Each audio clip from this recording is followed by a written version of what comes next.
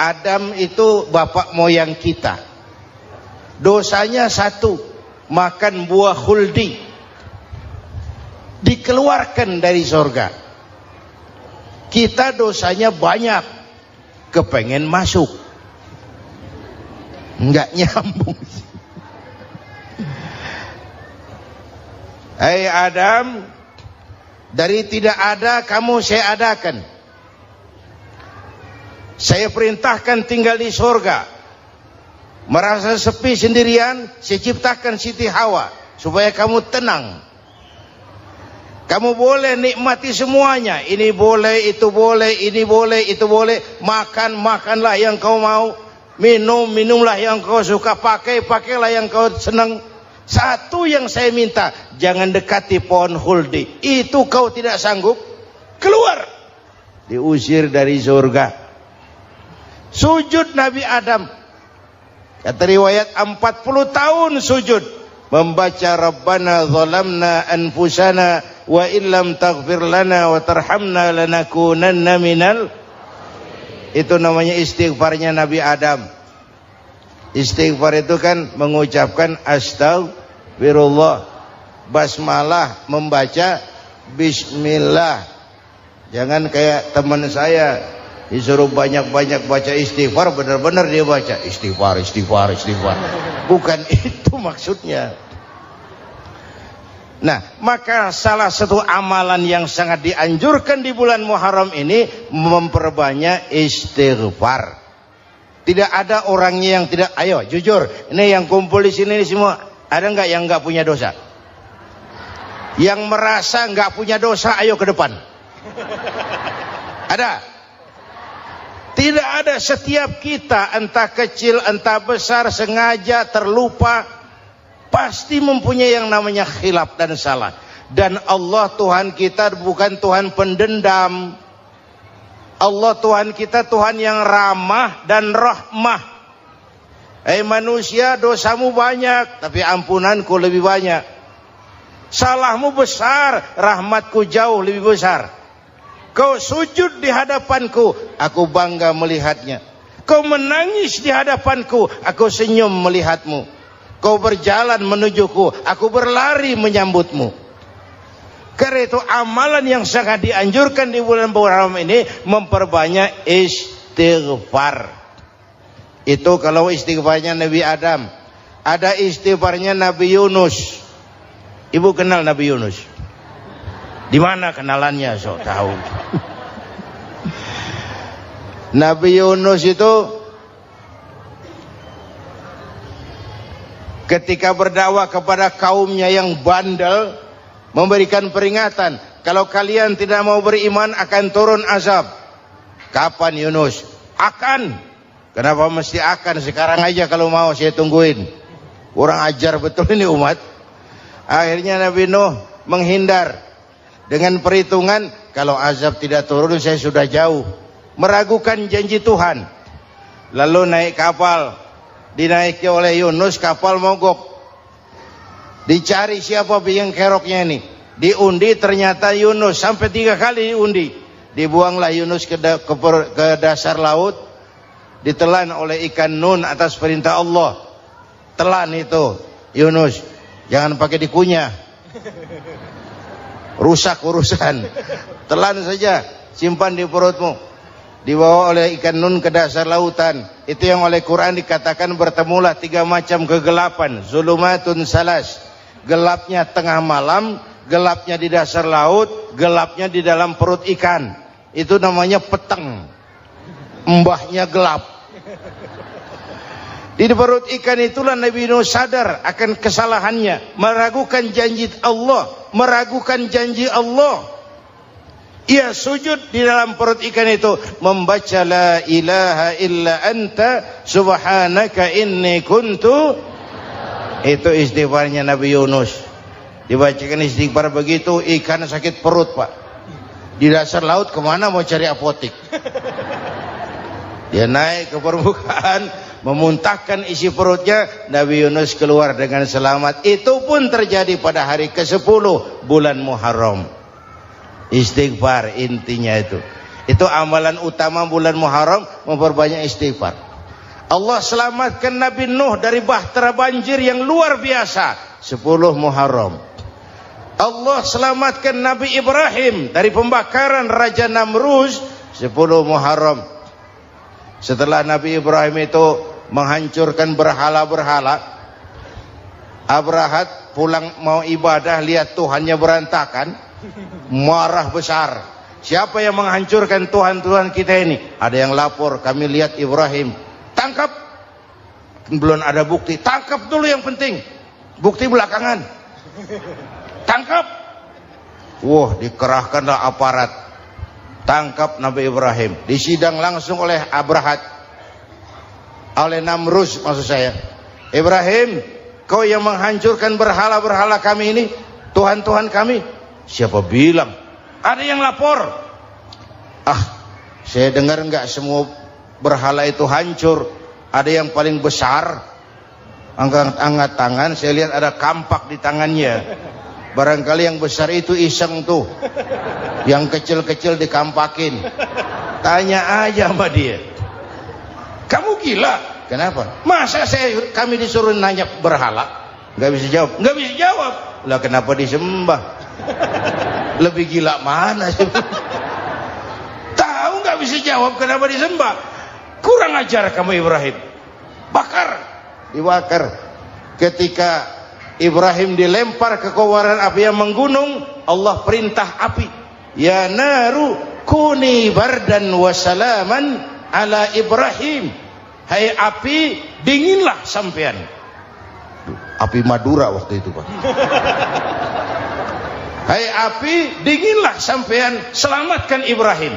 Api tunduk kepada perintah Allah. Ibrahim masuk ke kobaran api, selembar rambut pun tidak terbakar. Kenapa? Apinya tunduk kepada perintah Allah.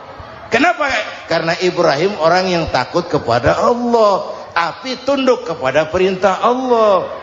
Kalau kita baca ayat itu, masuk ke api, mateng. Sudah hadirin yang saya muliakan, oleh karena itu selamatnya Ibrahim dari pembakaran Raja Namrud itu pun pada 10 Muharram, Yaumul Asyura, hari ke-10 dari bulan Muharram. Imedia. Bapak Ibu hadirin hadirat yang saya cintai, sebagian kecil tentang Nabi Adam, Nabi Ibrahim dan Nabi Yunus, tapi saya belum menceritakan tentang Nabi Nuh tadi. Mengulang kaji. Nabi Nuh salah seorang rasul yang masuk ulul azmi 5 besar.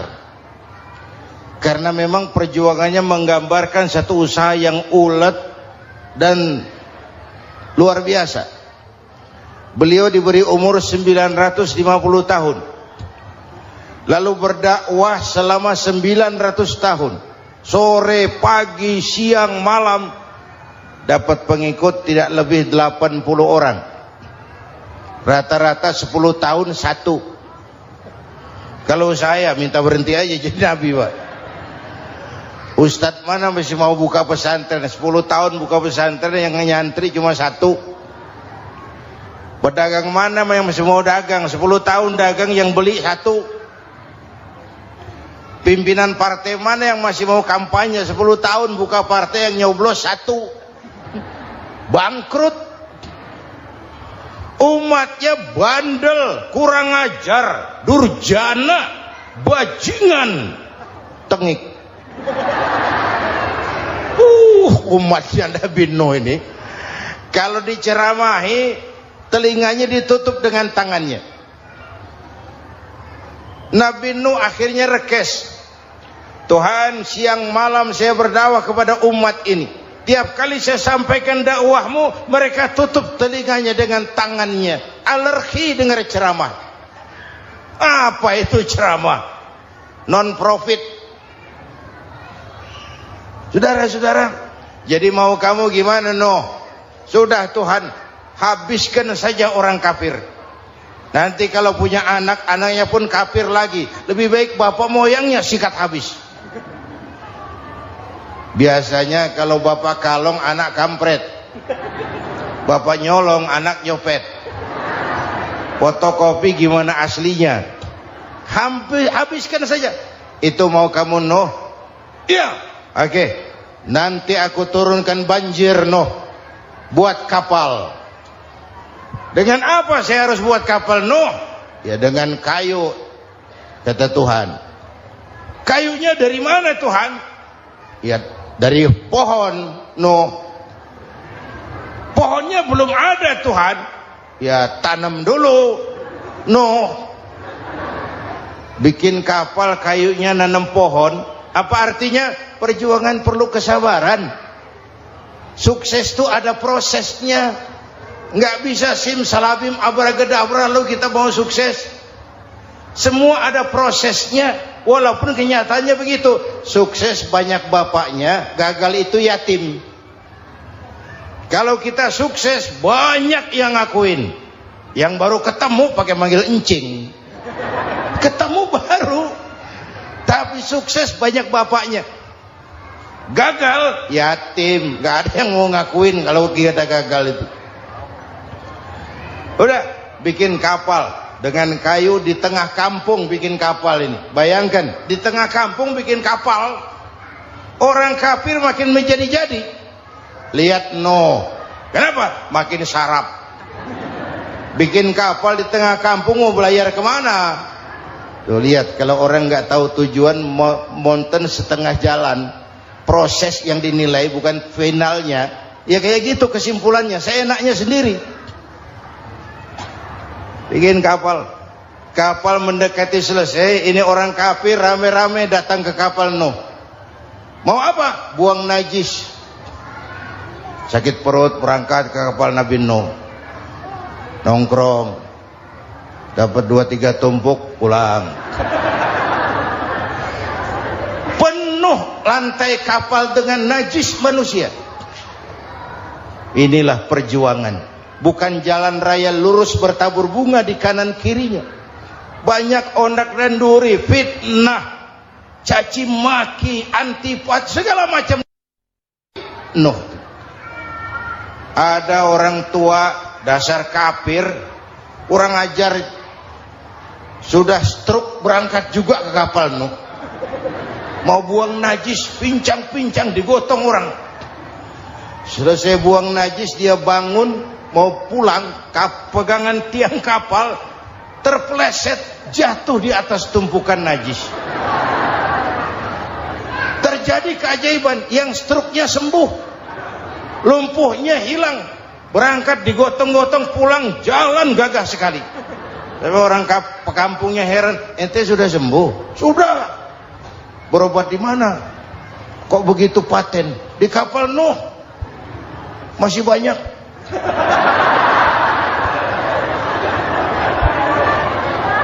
Yang berasa perlu obat bawa rantang. Ambil bersih lagi geladak kapal itu. Sudah selesai Nuh? Selesai. Oke, kau orang yang beriman bersamamu, binatang serba sepasang, naik Nabi Nuh, naik orang beriman, naik binatang serba sepasang. Ini cikal bakal penyelamatan manusia, Pak. Naiklah orang beriman, sudah naik semua, Nabi Nuh kontrol. Ini contoh buat kita, kontrol. Sudah naik semua teman-teman, sudah.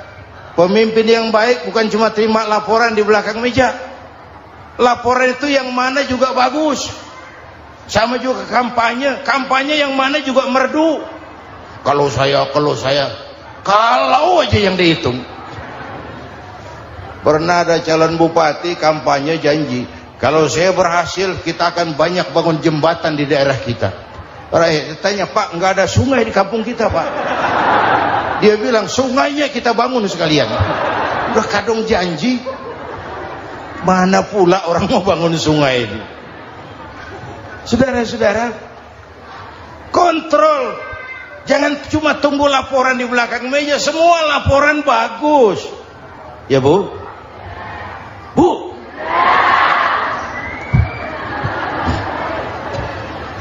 Nabi Nuh kontrol. Sudah naik semua? Sudah Nuh. Pulan bin Pulan naik Nuh. Paimin bintu Kijo. Naik, kami lihat naik. Ada orang Jawa juga Kiai? Ada. Sudah kontrol, Kan'an anak saya ikut nggak naik kapal? Kami tidak lihat itu no. Kan'an. Ini potret. Bapaknya aktif ke masjid, ibunya rajin ke majelis taklim, anaknya keleleran kemana-mana. Bukan di sini, di Prancis. Udah di sini insya Allah sama.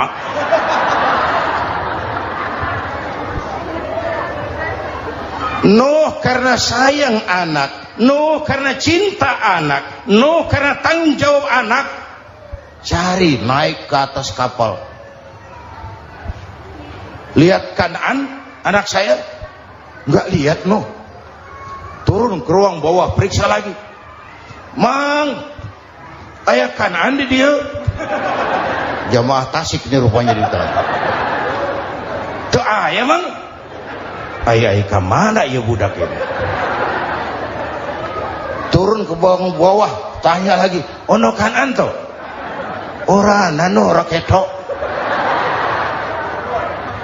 Rombongan Jawa Tengah. Naik ke atas buritan. Dari buritan kelihatan ternyata Kan'an tidak ikut naik kapal, kumpul di darat bersama orang kafir. Ini potret kita sekarang. Kumpul sama orang kafir, hanyut anak-anak kita, ditelan budayanya orang kafir, ditelan tradisinya orang kafir, ditelan pergaulannya orang kafir. Nuh karena sayang anak dari atas manggil. Dalam Quran dijelaskan itu. Karena Nabi Nuh di atas, Kan'an di bawah, teriak. Ya bunayyar kam ma'ana. Begitu dalam Quran ayatnya. Cuma ini pakai gaya memanggil supaya kelihatan ke gambar, kira-kira Nuh manggilnya begitu. Ini namanya gaya dakwah, Pak. Kalau ceritanya datar nggak menarik. Maka Nuh memanggil Kan'an, ya bunayyar kam ma'ana. Kata yang dengar, ini gaya orang manggil. Ya bunayyar kam ma'ana. Kan'an, kesini nak, naik kapal sama papi. Kata Kan'an di bawah itu, enggak mau papi, John di sini saja. Kata Nuh, jangan nak, Allah sedang murka, akan turun banjir. Kalau datang banjir papi, sa'awi ila jabalin ya'simuni minal ma', saya akan naik ke gunung tinggi yang bisa menyelamatkan saya dari banjir. Kan'an naik ke gunung, gunung dihantam banjir, Kan'an mati sampai sekarang. Yang kelima, Nabi Musa, kisah Muharramnya ini. Lahir dalam kondisi yang sulit karena Fir'aun mimpi akan lahir seorang anak dari keturunan Bani Israel yang akan menghancurkan kerajaannya. Kata Fir'aun, sudah lahir belum anaknya? Belum. Kalau gitu mulai malam ini laki-laki dilarang bergaul sama istrinya. Semua perempuan hamil di bawah pengawasan negara.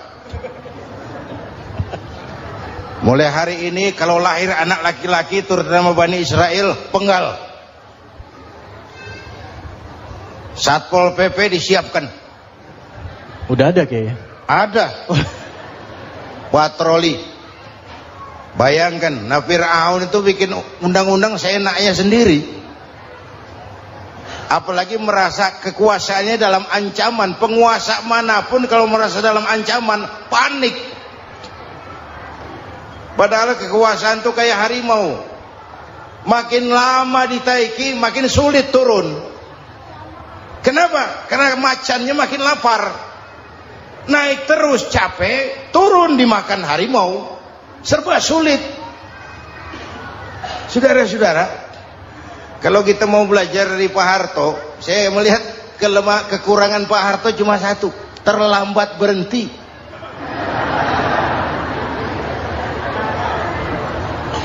terlambat berhenti. Di sekelilinginya banyak tukang-tukang jilat, tukang-tukang semir. Pak, kalau tidak ada bapak kami bagaimana, Pak? Saudara hadirin yang saya hormati, maka sering saya ingatkan, temanmu yang sejati adalah teman yang membuat kamu jadi benar, bukan teman yang selalu membenarkan kamu. Berapa banyak pejabat-pejabat hancur karena selalu dibenarkan oleh lingkungannya. Bapak benar, Pak. Bapak bijaksana, Pak. Itu tepat, Pak. Benar. Buang angin pun kata kelilingnya, oh Bapak sehat. Temanmu yang sejati, teman yang bikin kamu jadi benar, bukan teman yang selalu membenarkan kamu. Bapak Ibu hadirin yang saya hormati, tapi kehendak Allah terjadi. Lahirlah Musa. Bayinya dihanyutkan di sungai Nil. Bayi sudah menderita, dihanyutkan di sungai Nil. Dan akhirnya besar di lingkungan istana Fir'aun. Diriwayat oleh Ratu Aisyah, perempuan Fir'aun, setelah mulai berjuang, terjadilah itu. Musa dan pengikutnya dikejar oleh Fir'aun. Sampai di tepi laut, Allah wahyukan Musa, lempar tongkatmu ke laut. Dalam kondisi darurat, mukjizat tiada jalan. Kondisi darurat. Kalau tidak, mukjizat itu maunya Allah, bukan maunya Nabi. Nabi nggak kuasa. Allah yang mau. Tapi hidup Nabi bukan mukjizat, manusiawi. Tidak mentang-mentang ada mukjizat tongkat, tiap sulit main tongkat. Nggak usah berjuang kalau begitu. Itu darurat menyelamatkan umat. Tongkat dilempar ke laut, laut terbelah. Laut terbelah. Itu secara visualnya bisa kita lihat dalam film The Ten Commandments. Udah nonton belum? Urusan nonton kalah sama Ustadz bagaimana sih? Ten Commandments, 10 firman Tuhan. Tekniknya bagus loh. Bagaimana laut terbelah. Musa lewat, Fir'aun mengejar. Musa sampai di ujung sana, Fir'aun masih di sama tengah perjalanan. Laut nutup kembali. Laut menutup kembali, Fir'aun tenggelam. Cengap-cengap di lautan. Begitu nafas sampai di tenggorokan, Fir'aun sambil cengap-cengap itu, amantu bi Rabbi Musa wa Harun. Duh, kalau begini mah saya juga percaya sama Tuhannya Musa. Malaikat maut jengkel, goblok loh. Terlambat sekarang. Ditenggelamin terus. Modar. Musa selamat. Fir'aun mati. Jenazahnya, jasadnya terdampar di pinggir laut. Beberapa waktu kemudian ditemukan orang, dimumi, dibalsem, diawetkan. Itu sesuai janji Quran. Wa kadzalika nunajjika bi badanika litakuna liman khalfaka ayah. Kami selamatkan badan kamu agar jadi pelajaran bagi orang-orang sesudah kamu nanti. Janji Quran tepat. Janji itu 14 abad yang lalu. Jasad Fir'aun ditemukan, dimumi, diawetkan, dibalsem di bawah nama Farao Ramses II. Sekarang tersimpan di Museum Negara di Mesir. Kapan-kapan nanti ibu main ke Mesir, mampir. Naik ojek paling berapa itu? Oh, orangnya tinggi, hidungnya mancung, pokoknya pantaslah jadi Fir'aun. Selamatnya Musa di kejaran Fir'aun di ujung sana itu terjadi pada hari ke-10 bulan Muharram, yang oleh orang Nasrani diperingati dengan hari raya Paskah. Mereka melaksanakan puasa, mensyukuri nikmat keselamatan dari kejaran Fir'aun. Makanya kalau kita ikut puasa di bulan Muharram, bukan mengikuti syariatnya Nasrani, salah. Karena Nabi mengajarkan, itu sumbernya. Bukan ikutan sama ibadahnya Israel. Tapi memang agama ini kan merupakan mata rantai. Datang Rasul baru melengkapi Rasul sebelumnya, datang Rasul baru melengkapi Rasul sebelumnya. Mata rantai yang berkaitan. Setelah Muhammad selesai, selesailah tugas Nabi dan Rasul. Selesailah misi Nabi dan Rasul. Tidak ada Nabi lagi sesudah Nabi Muhammad. Itu harga mati, titik. Gak ada kompromi. Siapapun sekarang ini nggak datang ngaku jadi Nabi, wajib tidak percaya. Wajib tidak percaya. Tapi kaitannya memang kita bilang Nasrani, orang bahasa Arab, bahasa Ibraninya Nazaret, Nasiroh, Nazaret.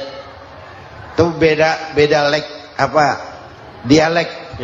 Kita Daud, dia David.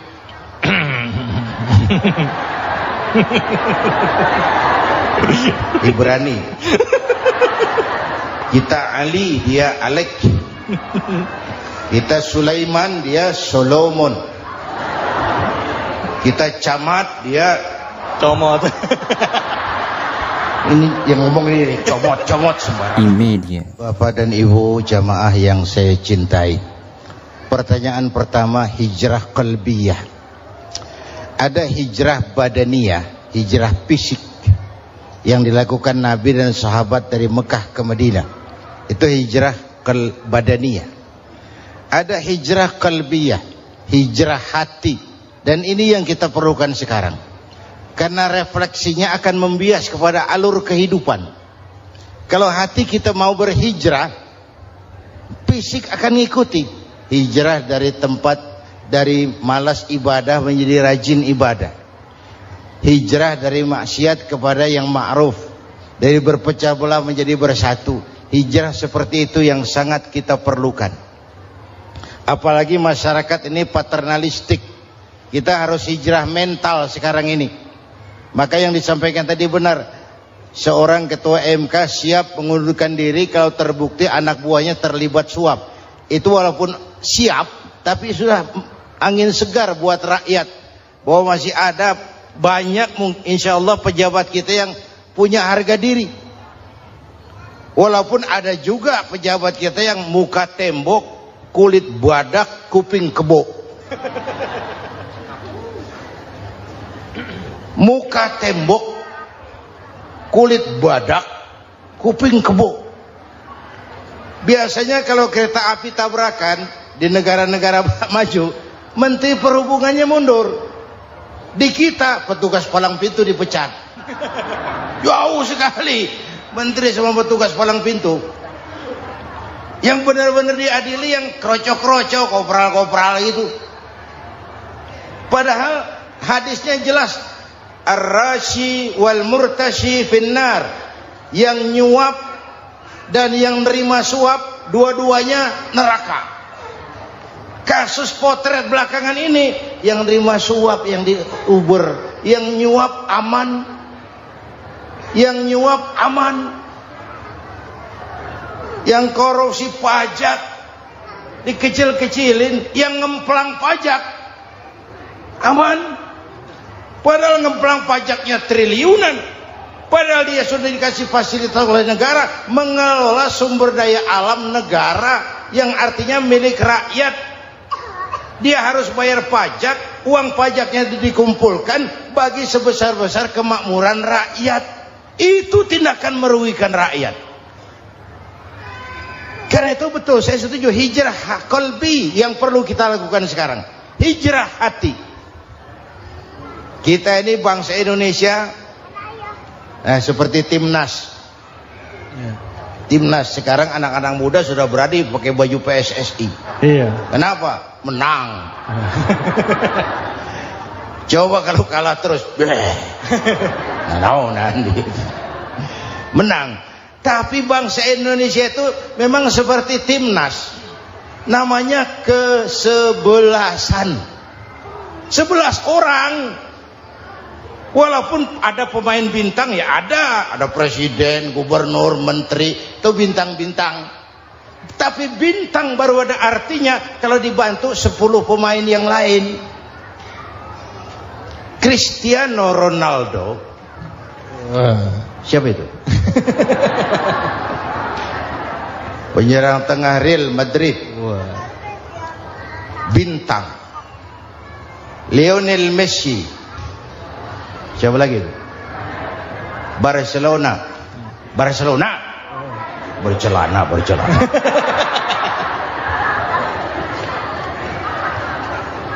Michael Rooney.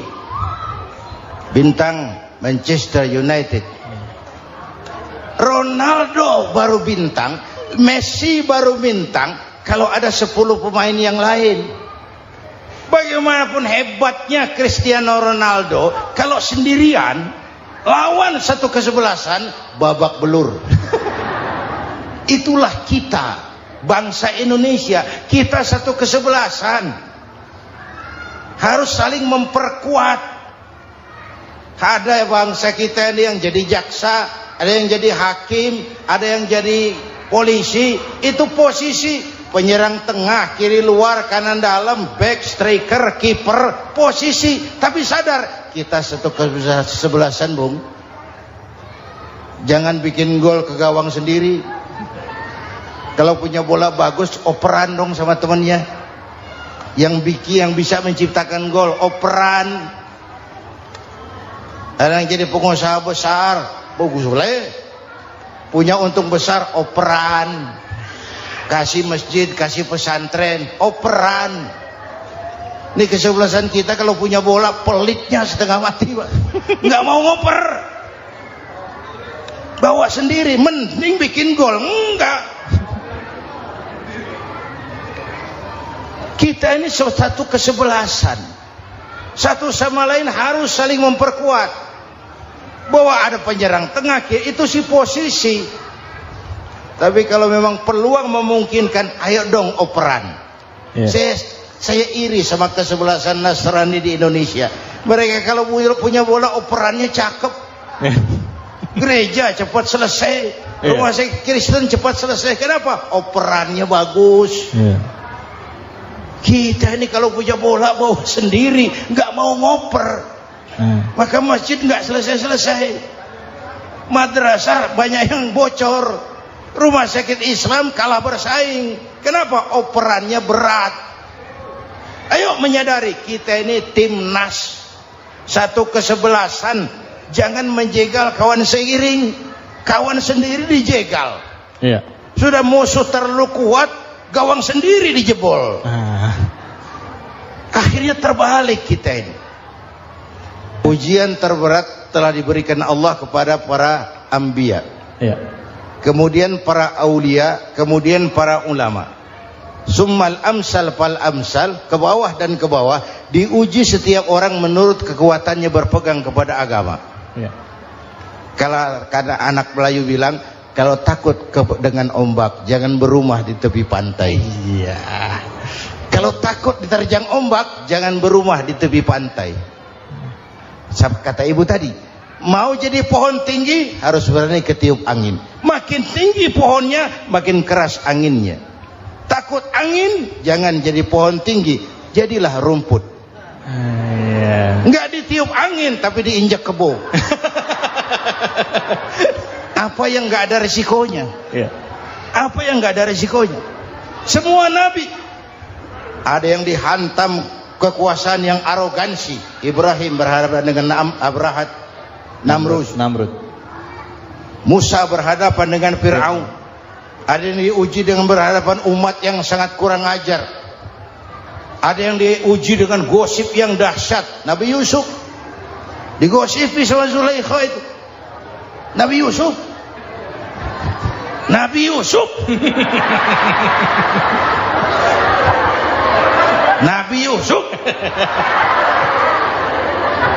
Yang namanya gosip itu kan menyebarkan keburukan orang.